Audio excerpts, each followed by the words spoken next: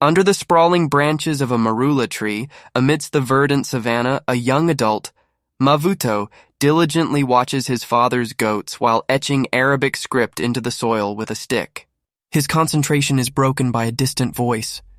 Turning towards the village, he sees his sister, Farai, bounding through the tall grass, calling out his name. Rising to meet her, Mavuto swiftly brushes the sacred script away with his foot. Farai, brimming with youth and vitality, springs through the grass like a nimble springbok, her voice echoing, "Mavuto!" Breathlessly arriving, she relays that their father needs him. Strangers have arrived at the village. Entrusting her with the stick to watch the livestock, Mavuto embarks back to the village, his long strides effortlessly carrying him over the grassy terrain. Approaching his family's hut, Mavuto's gaze lands on 4 mules, stirring curiosity among the villagers who have never seen such creatures. The mules, along with a retinue of about a dozen porters, signal the uniqueness of their guests. Entering his now crowded home, Mavuto finds 3 strangers adorned in vibrant, exotic attire, their tall hats painting a picture of foreign elegance and authority. Beside his father, who sits with a rare formal poise, Mavuto is silently gestured to take a seat. A 4th stranger, more plainly dressed, begins to speak after receiving a nod from the chief. His words are a mix of Bantu and Arabic. Mavuto understands, but knows no one else in his village does. He roughly translates the stranger's expression of gratitude for being welcomed into their proud village. Mavuto's father, always aware of his son's intelligence and thirst for knowledge, nods in acknowledgement, a gesture the strangers reciprocate. They request permission to cross their land and set camp outside the village for the night. Mavuto relays the conversation in the same pattern initiated by the translator. In a gesture of goodwill, one of the strangers passes a small, intricately woven cloth, no larger than a loquat fruit, towards Mavuto's father. Unveiling the cloth reveals a cache of crystalline white powder. With a gentle prod from the visitors, his father samples it, his apprehensive expression giving way to a pleased smile upon recognizing the taste of salt. This pure salt is a welcome gift, having never been seen by the tribe. The stranger's intentions come to light. They are prospectors, as evidenced by the small ivory rod and a glinting gold nugget presented as symbols of their quest. However, they are met with gentle disappointment. Gold is a foreign concept here, and elephants, though occasional visitors, are not as abundant as they seek. In a hospitable exchange, Mavuto's father offers the strangers herbal tea, which they accept with grace. The dialogue concludes with an agreement, allowing the caravan to peacefully set their camp for the night on the village outskirts. As twilight descends, the village children, perched at a safe distance, giggle and whisper among themselves, their eyes fixed on the travelers pitching their tents. Mavuto, however, sits alone, nestled in the tall savanna grass, strategically positioned to observe both the burgeoning camp and the day's end. The sky above morphs into a canvas of deep reds and oranges, the last rays of the sun casting a warm glow that bathes Mavuto in its light. It's at this serene moment that the event he's been anticipating quietly unfolds. The foreign travelers gather, each unrolling their prayer mats with reverence. They align themselves in 2 neat rows, all facing north. In a harmonious chorus, their voices rise in praise of Allah. The Maghrib prayers resonate across the savanna, a sound never before heard in these lands. His gaze drifts upwards to the faint constellation of the Southern Cross, then shifts northward, aligning with the direction of the traveler's prayers. In a barely audible whisper, he utters, "Assalamu alaikum wa rahmatullah." Mavuto returns to his family's hut for supper, but tonight he is unusually withdrawn. As they gather around the meal, his father bombards him with questions about the strangers. Mavuto, typically brimming with inquiries of his own, is uncharacteristically silent, merely soaking his food in thought and offering only brief responses. This departure from his usual demeanor doesn't go unnoticed. The patriarch, sipping his herbal tea, fixes a thoughtful gaze on his son, sensing an unspoken turmoil. Breaking the unusual silence, Mavuto finally speaks up, revealing his desire to join the foreigners on their quest and learn about their culture and ways. His father, the village chief, has always known that Mavuto's sharp intellect and insatiable curiosity were too vast for the confines of village life. Yet, until now, no real opportunity for Mavuto to explore beyond their borders had arisen. The meal concludes, and the chief, with a father's intuition, dismisses everyone except Mavuto. In the quiet that follows, a profound understanding passes between them. The chief recognizes both the necessity and the wisdom in allowing Mavuto to venture out. With several siblings to continue the family's legacy within the village, Mavuto's departure seems a timely decision. The world, the chief realizes, is more expansive than he once thought, and understanding it sooner rather than later is a prudent choice. With a sense of solemnity and pride, the chief bestows his blessing upon Mavuto, entrusting him with the task of learning and growing with the strangers, should they welcome him as a companion on their journey. Mavuto strides through the night towards the camp, where the men are gathered around the campfire deep in conversation. His arrival draws their attention, and a hush falls over the group, punctuated only by the occasional crackle of the fire. Mavuto stands silently before them, his presence commanding yet unassuming. After a brief pause, the man who seems to be the leader breaks the silence. "What do you want?" he asks. Before the translator can articulate the question, Mavuto responds in Arabic, "I wish to talk to you." A murmur of surprise ripples through the group, and the leader, with a hint of a smirk, acknowledges, "You speak Arabic." He then gestures for Mavuto to sit across from him, signaling the others to make room. The leader studies Mavuto intently, their eyes locking in a silent exchange. Finally, he introduces himself. "I am Yusuf bin Mustafa. These are my companions, Mahmud and Tariq. We hail from Kilwa." Mavuto replies with measured care, his Arabic deliberate yet slightly halting. "I am Mavuto, the third son of Chief Jabulani." Yusuf's curiosity is piqued. "Why didn't you reveal your understanding of Arabic earlier in the village?" Mavuto's response is thoughtful. "Earlier I spoke the words of the chief, now I speak as myself." Yusuf decides not to delve deeper, shifting the topic. "What brings you to us, Mavuto, son of the village chief?" Mavuto states his intent clearly. "I wish to join your expedition." His request sends a murmur of whispers flickering around the fire. Yusuf probes further. "Why do you seek to join our journey, young Mavuto?" Mavuto's answer is straightforward yet earnest. "I seek to reach the place you call Kilwa and learn." Yusuf chuckles lightly. "We're not accustomed to escorting travelers. We carry only what's essential for our task." His words draw a round of subtle laughter from his companions. "Mavuto, I can help you in this endeavor. You are looking for gold and ivory. You won't find any in this land. You are heading westward. Soon we'll meet the Yao, then the Lamwe and the Makonde. Your translator struggles with the local dialects. I can help you if you take me with you." The camp falls into a hushed discussion, with Mahmud leaning in to whisper to Yusuf. Under the soft glow of the moon, Yusuf invites Mavuto for a private walk. The night air is cool, and the sky is a canvas of stars as they step away from the campfire's warmth. Yusuf breaks the silence. "You present a strong case, young Mavuto. But understand this. If you journey with us, we cannot guarantee a return to your village. Your knowledge of these lands and customs would be invaluable to us, but you must be prepared to contribute as an equal member. You'll share the load, endure the hardships. This path we take is fraught with peril and length, and unless we find what we're seeking, we cannot offer you payment." Mavuto's reply is steadfast. "I understand. My reward would be ensuring your safe passage back to Kilwa." Yusuf nods in acknowledgement. "If you accept these terms, then you are welcome to join us. We depart at dawn." In a mutual sign of respect and agreement, both men bow their heads. Yusuf watches as Mavuto turns back towards the village, his silhouette merging with the shadows of the night. As dawn breaks, the entire village gathers to bid farewell to Mavuto.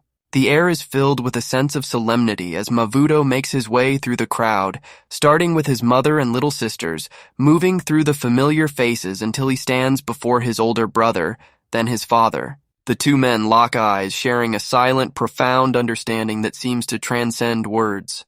They stand, connected in a moment of unspoken communication.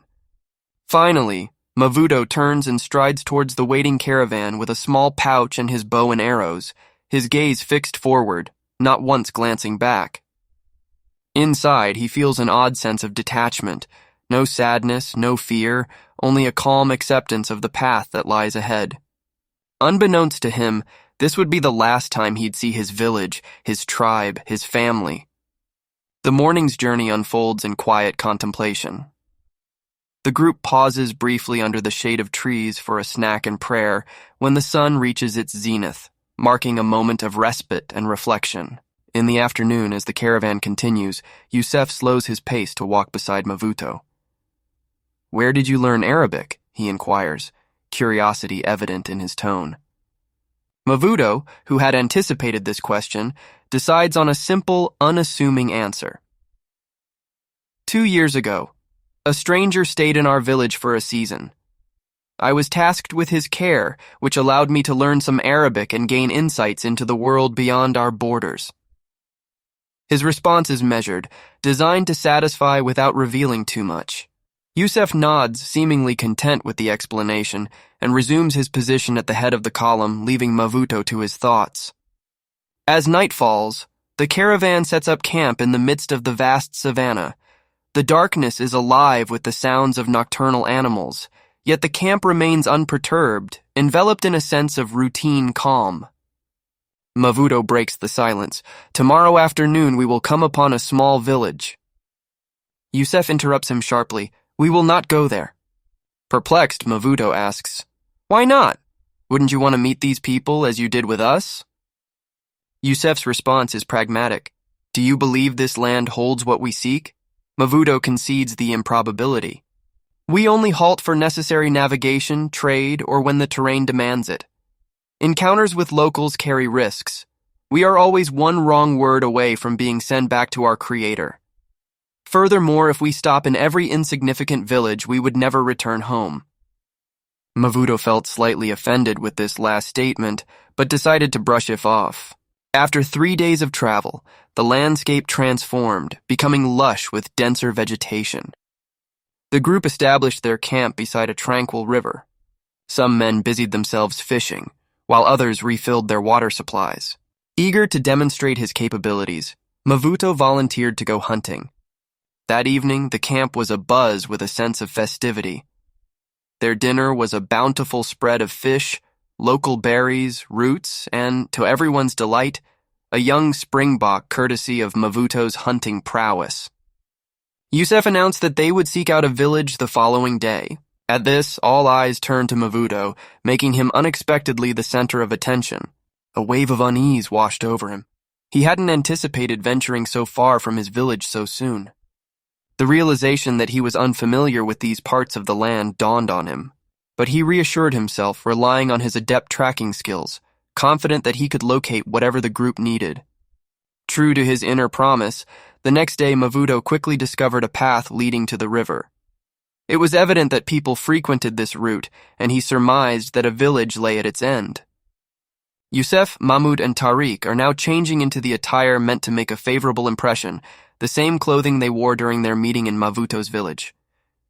Tariq retrieves a bag from the back of their mule, taking out a piece of fabric and a handful of salt. Viewing the gift in this new light, it seems to lose much of its value. They continue on their journey toward what will soon reveal itself as a moderately sized village. The scenario unfolds in much the same way as it did in Mavuto's village, except this time Mavuto serves as the translator, and the exchange proceeds smoothly. As anticipated, no gold, ivory, or any precious stones are present in the surroundings. The most noticeable difference is the offering of a traditional drink. Come nightfall, they establish their camp below the village, and the next day, they resume their journey. As they walk, Mavuto mentions that during their previous visit, his father offered herbal tea, while this time they were presented with a fermented beverage, which they consumed. He inquires about the principles of Islam. Yusef responds humorously, stating that if they don't have heads, they can't practice Islam. He adds with a chuckle that indulging occasionally doesn't hurt. They all share a laugh at the remark, but Mavuto finds this response frustrating. On a moonless night, Mavuto lies on the grass, the stars mirrored in his eyes. He's always been fascinated by the vast tapestry of the southern sky. Yusef joins him, sitting cross-legged nearby, and together they gaze upwards. They are beautiful, aren't they? Yusef muses. Lost in the celestial view, Mavuto responds, more to himself than to Yusef. After all these years, the stars remain nature's most captivating spectacle. On windless day, in the middle of the sea, when the water is as calm as bowl of olive oil, you cannot even see where is up and where is down. It's like being enveloped in magic. Noticing Yusef's puzzled look, he adds, or so they say. Yusef, seizing the moment for a deeper conversation, asks, You've been with us for 10 days now, yet we've barely spoken. You haven't asked many questions. Why did you join us? What drives you to take such risks, not knowing what lies beyond the horizon? Mavuto's answer is philosophical. My village is just a small part of a much larger world. I want to understand the tree from which this nut fell, to climb it and see the world from its highest branches. Yusef, half smiling, inquires, Do you always speak in metaphors? Mavuto, with a hint of resolve, replies, I believe there's much to learn from your world, Yusef. Yusef, contemplative, observes, You seem to have many insights already, young Mavuto. My world is different, perhaps harsher than you imagine. It may not be easy for you. Mavuto reassures him, I've heard enough to have some idea of what awaits. I'm prepared. My father let me go for this very reason. After a pause, Mavuto breaks the silence again. Would you allow me to join you in prayer? Yusef responds, To pray you must learn the words that reach Allah. Start with the Shahada. Ashhadu an la ilaha illallah wa ashhadu anna Muhammadan abduhu wa rasuluh. Mavuto quietly utters, Subhana Rabbiyal Adhim. Yusef, now with a grin, says, Yes, indeed. Sleep well, young seeker, and then departs. Throughout this exchange, Mavuto remains still, gazing at the stars, lost in thought and the vastness of the night sky. The dawn of a new day finds Mavuto joining the others for the morning prayer, marking the beginning of a newfound sense of camaraderie. Gradually, Mahmud and Tariq begin to open up to him. Tariq, it turns out, possesses extensive knowledge in geology and geography, while Mahmud, more enigmatic, possesses skills of a more lethal nature should the need arise. A month into their journey, the group has discovered little more than cliffs rich in iron, too distant from Kilwa and the coastline to be of any practical use. Throughout their journey, animals were a constant presence. However, when elephants, zebras, antelopes, buffaloes, leopards, and lions become familiar companions, they gradually blend into the scenery, no longer drawing much attention. Continuing westward, they encounter an unexpected natural barrier, a vast expanse of water. At first, Yusef mistakes it for the sea, but the water is fresh. Deciding to skirt its northern shore, they soon realize the lake's immense size, one of Africa's largest. Along the way, they meet small, friendly tribes. Contrary to their experiences elsewhere, the tribes here, having their own salt production, show little interest in the travelers' salt offerings. However, these communities are generous with their food and hospitality. After 10 days following the lake's contour, Tariq estimates that to return to Kilwa, they will soon need to veer eastward.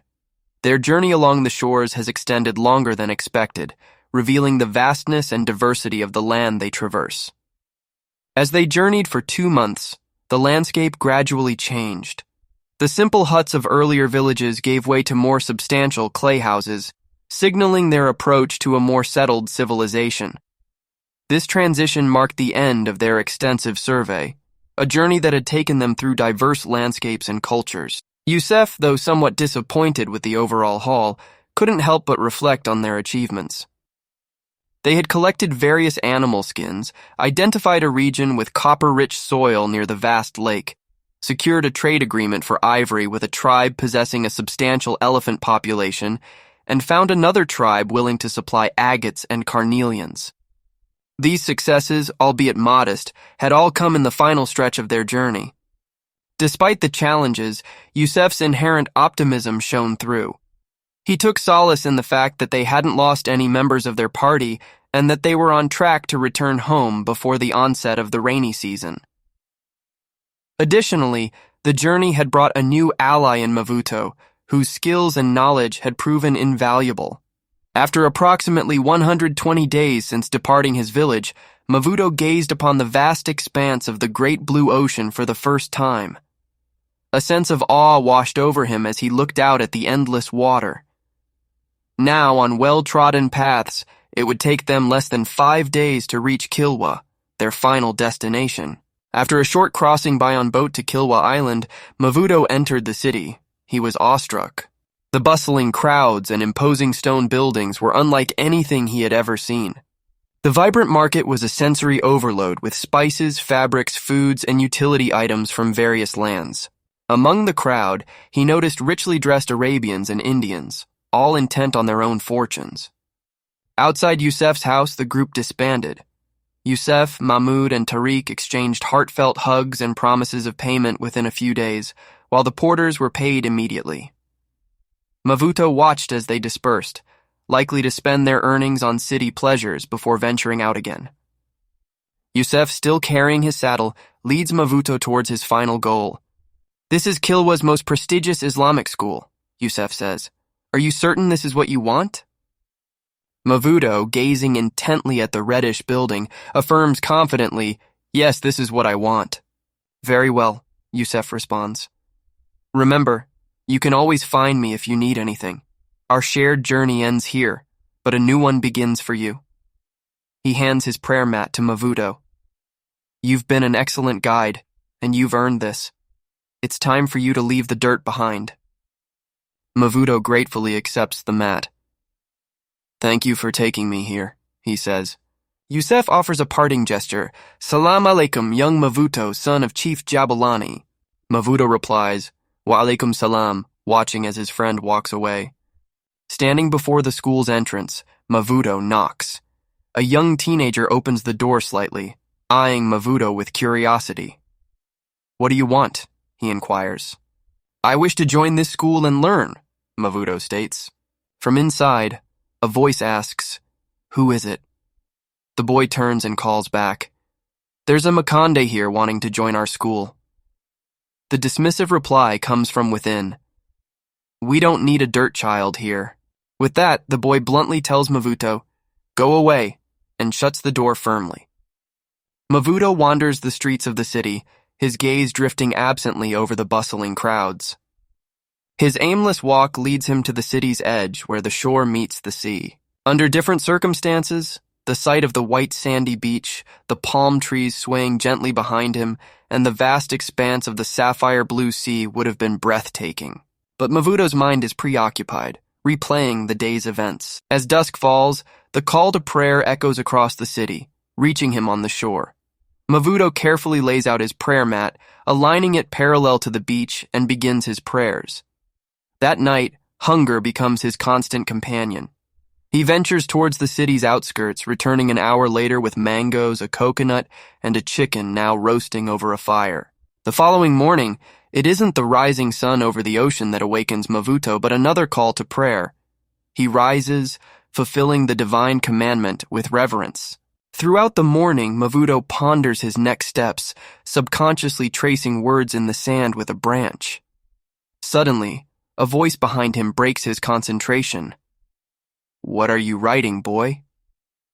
Startled, Mavuto instinctively erases the writing with his foot and turns to face the middle-aged man who interrupted him. "Never erase the words of Allah so disrespectfully," the man admonishes gently.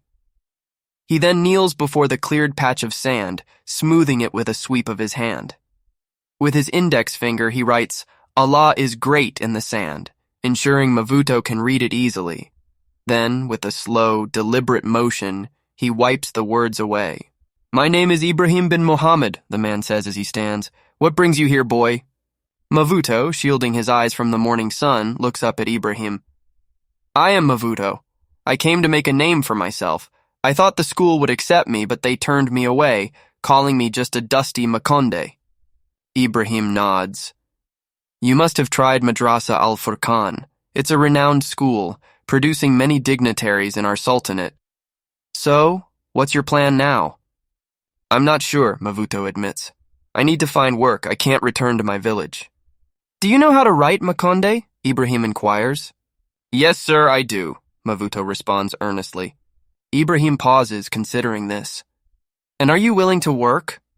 Yes, sir, Mavuto replies with determination. Ibrahim begins to walk away across the white sand, leaving Mavuto watching him. After a few steps, he calls back without turning.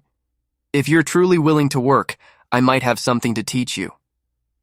Ibrahim halts before a large reddish clay building that shows signs of age. This is Al-Ma'arif School, the smallest of the 3 schools in Kilwa, and I am its head. Mavuto, I'm willing to give you a chance. I'll test you to see if you have the knowledge to complete our program in 2 years. Normally, students start between 8 and 10. How old are you? I am 16, Mavuto replies. Ibrahim assesses him frankly. I won't lie to you. You're starting late. But if you show enough foundational knowledge, we might be able to work something out. Glancing at Mavuto's sparse belongings, he asks, Do you have any money? No, I don't, Mavuto admits. I thought as much, Ibrahim says, looking towards the school. Like all schools here, we receive some funding from the Grand Vizier, but it's hardly sufficient. We're a modest institution, relying on student fees for support. Since you can't pay, you'll need to work for your keep. In return, you'll get education, lodging, and food. Do you agree to these terms? It would be an honor to serve at the great Al-Ma'arif school. I'll do whatever is required of me, Mavuto responds earnestly. Flattery won't help you here, boy. Come with me, Ibrahim says, leading him inside. They cross the main door and walk through an inner courtyard, which looks even more worn than the exterior. Ibrahim gestures for Mavuto to sit on a stool in the shade of a canvas, taking a seat opposite him. Around them, a dozen students are seemingly engrossed in reciting holy scriptures, but Mavuto can feel their curious eyes on him. Ibrahim, after a moment of contemplation, asks, Before we proceed, tell me about your understanding of Islam, the Blessed Prophet Muhammad, and the Holy Quran. What do you know? Mavuto confidently replies, I had a great teacher back in my village. He imparts all his knowledge to me. I believe my knowledge will meet your standards. And who is this teacher of yours? Ibrahim probes. Mavuto hesitates slightly, then says, My teacher is Yahya bin Abdullah. Ibrahim strokes his chin thoughtfully. I'm not familiar with him, but let's see what you've learned. He begins the test with questions about the 5 pillars of Islam and their significance, followed by inquiries into the Prophet's life. Finally, he asks Mavuto to recite verses from the Quran. Ibrahim nods in approval. You do have a broad understanding. Your teacher has served you well. Now let's test your writing. He hands Mavuto a stick. Write out Surah Al-Fatiha. Mavuto starts writing on the ground, but Ibrahim promptly stops him with a slap on the head. Not here, you fool. There's not enough space. He gestures towards the center of the courtyard. Mavuto moves to the indicated spot and begins writing. Ibrahim watches intently, circling Mavuto like a hawk. Upon completion, Ibrahim scrutinizes the writing. Your penmanship is poor, and your manner is disrespectful. You should address me as master. With those words, he turns and disappears into the building. Mavuto stands alone under the sun, bewildered by Ibrahim's sudden shift in behavior. As Ibrahim vanishes from sight into the building, the other students swarm around Mavuto, their cheers and pats, a stark contrast to Ibrahim's stern demeanor. Throughout the year, Mavuto finds himself responsible for various janitorial duties at Al-Ma'arif school. His tasks range from sweeping the classrooms to fetching water from the well and procuring food from the market. He also mends furniture and seals cracks in the walls, among other maintenance work. During this time, Ibrahim's instruction for Mavuto primarily focuses on writing, while the other students devote more time to studying the Quran and Islamic history. Occasionally, Ibrahim quizzes Mavuto about specific events in Islamic history or seeks his interpretation of certain Quranic verses. However, these interactions are somewhat superficial, much to Mavuto's disappointment. Mavuto knocks on the frame of Ibrahim's door. Ibrahim gestures for him to enter. You sent for me, master? Mavuto asks as he steps inside. Yes, I did. Please sit, Ibrahim responds, indicating the stool in front of him. You've been with us for a year now. I must say, I'm pleased with your progress. You're a bright student, and Al-Ma'arif School is proud to have you. I'm aware that some students have teased you about your origins and your duties here. You've had a few altercations, haven't you? Mavuto nods. In the beginning, there were some insults about my background and work at the school, but that's behind us now. Ibrahim, sipping his tea, continues. I'm glad to hear that.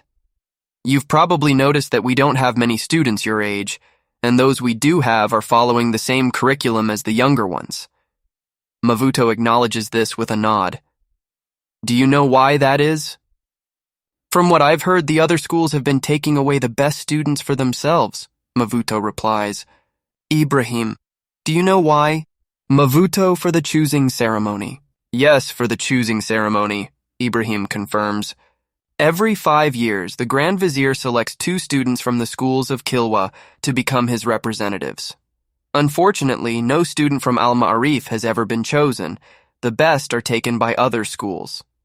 But I want you to represent us next year. You have a deep understanding of religion and are well-versed in history. Your writing has improved significantly. Ibrahim hands Mavuto some paper. Use this for practice. It's all we can spare. As Mavuto gently touches the rare material, Ibrahim changes the subject.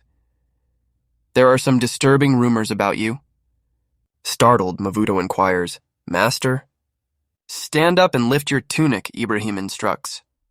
Mavuto, understanding the implication, complies. After a brief observation, Ibrahim waves him off. This is concerning. Next week, I'll arrange for a physician to circumcise you. Meanwhile, consider an Islamic name for yourself. You can't meet the Grand Vizier with a Bantu name.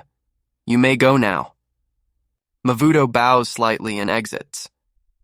As he leaves, he reflects on the idea of circumcision, something he associates with slave markings from the ancient gods, a notion he has never been comfortable with. A week has passed, and the deed is done. Afterward, Mavuto proclaims that henceforth he will be known as Hassan. 10 months on, word comes that 6 students from across the 3 schools will be selected for choosing ceremony.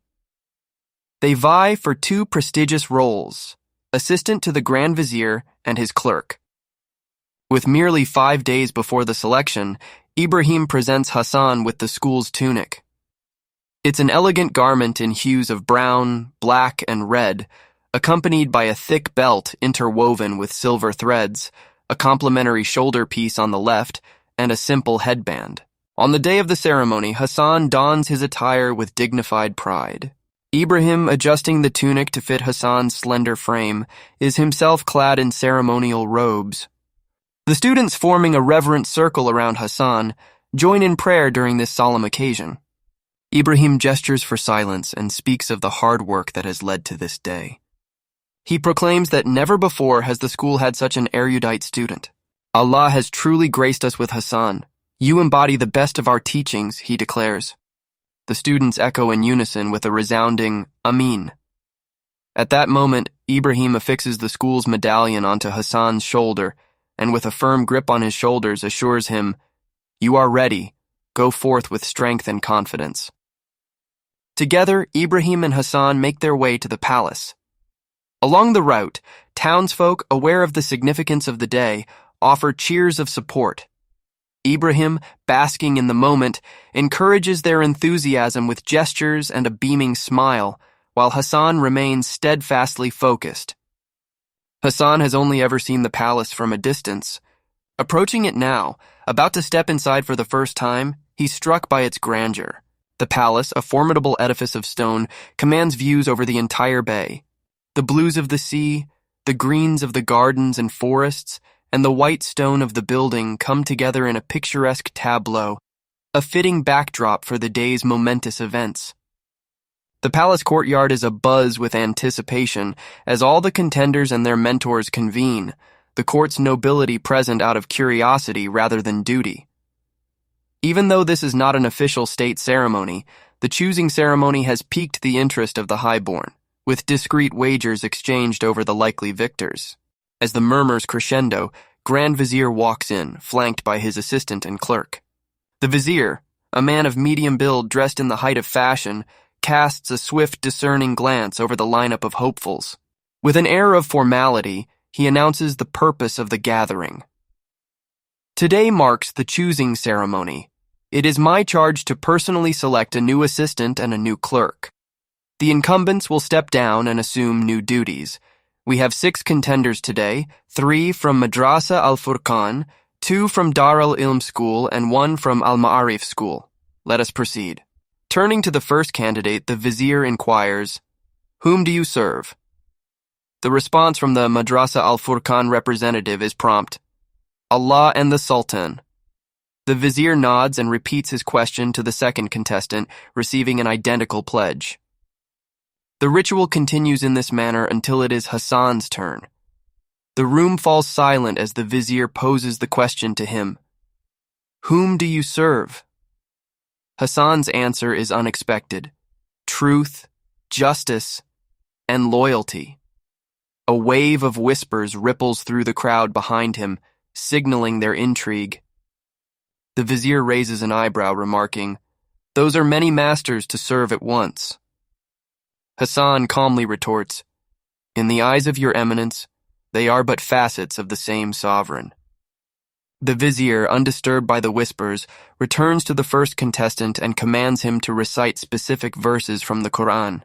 The contestant complies with ease. The second follows suit, but the third falters, his voice faltering under the weight of the moment. A collective sense shifts in the room. This one, they all silently agree, will not pass. The Vizier proceeds down the line, the remaining contestants delivering their recitations flawlessly. The examination continues. The Vizier beckons the contestants to a table where parchment, quills, and ink pots are neatly arranged. He dictates a brief letter, then challenges them with a simple arithmetic problem. With practiced efficiency, the Vizier reviews each paper, his expression unreadable. Once finished, he instructs the contestants to reform their line. He approaches the first once more and asks, "Why should you be chosen as my assistant or clerk?" One by one, the candidates respond, their answers echoing similar sentiments of loyalty and dedication to the Sultan and the prosperity of Kilwa. Finally, it is Hassan's turn. He stands before the Vizier and says with conviction, "Your Eminence, while I echo my counterpart's commitment to service, I also bring my own unique strengths. I am fluent in multiple languages, possess extensive knowledge of the known world, and am fervently dedicated to the protection and advancement of our Sultanate." The Vizier takes a deliberate step closer to Hassan and, to test his claim, addresses him in Tamil. Such grand promises from one so young. Without missing a beat, Hassan replies in the same tongue, "At present, Your Eminence, my words are the only wealth I can offer." The Vizier commands the room from the center, his voice resonant. "Contestant number 2, step forward. What is your name?" The man responds with deference, "Rashid bin Hussein, Your Eminence." The Vizier's gaze shifts to his assistant. "Do you relinquish your title to Rashid bin Hussein and accept the role of the Sultan's envoy in the kingdom of Polonnaruwa?" he inquires formally. "I do, Your Eminence," the assistant affirms with a respectful bow. The Vizier then turns his attention to the final contestant. "Contestant number 6, step forward. Your name?" he asks. "Hassan, Your Eminence," comes the reply, clear and steady.